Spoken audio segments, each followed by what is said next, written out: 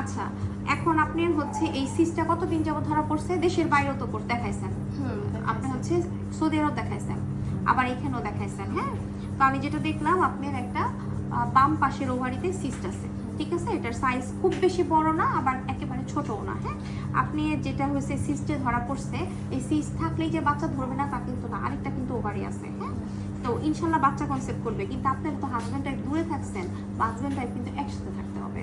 আর আপনার বয়স মাত্র 22 বছর, আপনার হাজবেন্ড থাকে দেশের বাইরে, বিয়ে হয়েছে 5 বছর যাবত, তাই না? মাত্র 3 মাস একসাথে থাকছেন। আমরা বিয়ের পর কি বলি, অন্তত 2 বছর একসাথে থাকতে। যখন 2 বছর একসাথে থাকা হয়, তারপরেও যদি বাচ্চা না ধরে, হ্যাঁ, তারপরে ডাক্তারের একটা পরামর্শ নেওয়া লাগে। যেহেতু আপনার মাসিকের সময় প্রচন্ড ব্যথা হয়, এটা হচ্ছে আপনার সিস্টটা আছে, ওই জন্য ব্যথা হচ্ছে। বুঝাইতে পারছি? এখন আমরা আগে হচ্ছে আরেকটা ব্যাপার, এই যে আপনার প্রোলেকটিনের যে ব্যাপারটা, এটাও আপনার লেভেলে নাই, ঠিক আছে?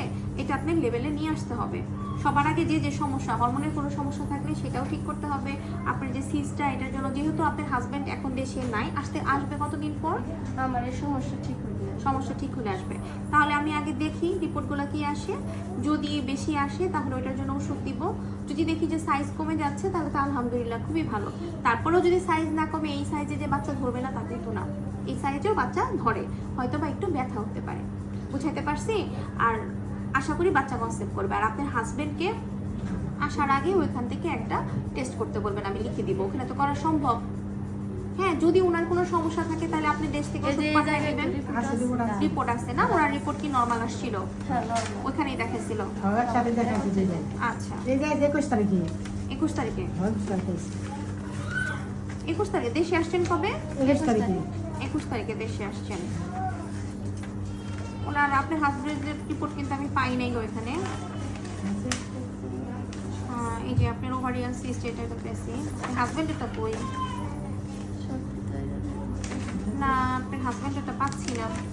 আচ্ছা, আমি দেখতেছি।